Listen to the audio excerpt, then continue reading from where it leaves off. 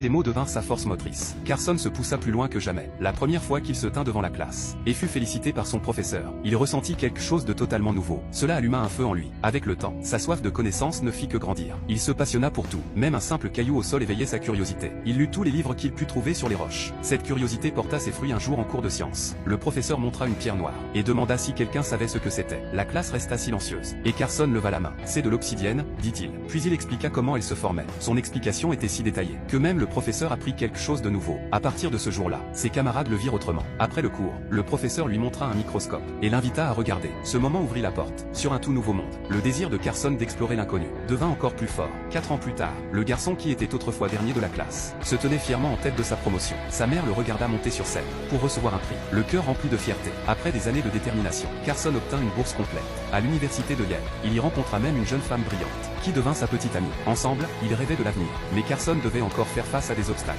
Ses résultats en chimie étaient si mauvais qu'il avait déjà échoué plusieurs fois. S'il échouait encore, son rêve de devenir médecin s'effondrerait. Alors qu'il luttait, sa petite amie lui demanda « Qu'est-ce que tu fais le mieux ?»« Lire », répondit Carson. « Alors fais ce que tu sais faire, dit-elle.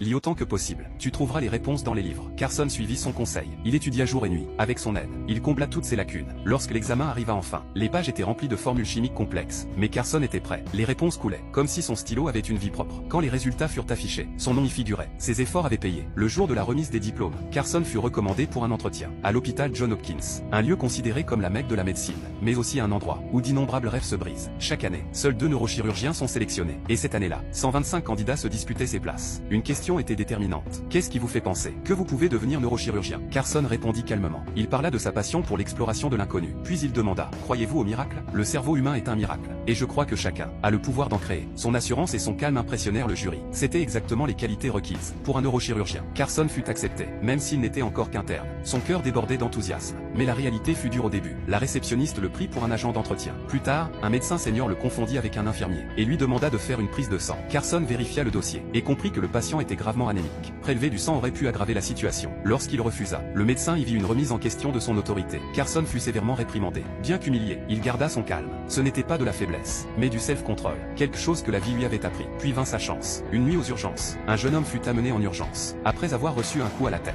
lors d'un match de baseball. Sa vie ne tenait qu'à un fil, mais tous les neurochirurgiens étaient en conférence. Le seul médecin présent était Carson, encore interne. Il n'était pas autorisé à opérer, mais l'état du patient empirait. Carson comprit qu'il n'avait pas le choix. Guidé par le devoir, il entra au bloc opératoire, pour la première fois, en tant que chirurgien principal. Pendant 4 heures, il travailla avec précision et concentration, et à la fin, il sauva une vie. Mais peu après, il fut convoqué dans le bureau du directeur. Sa décision avait enfreint les règles, et aurait pu mettre l'hôpital en danger. Il s'attendait à être puni, mais au lieu de cela, le directeur lui annonça une nouvelle si incroyable, qu'elle allait changer sa vie à jamais.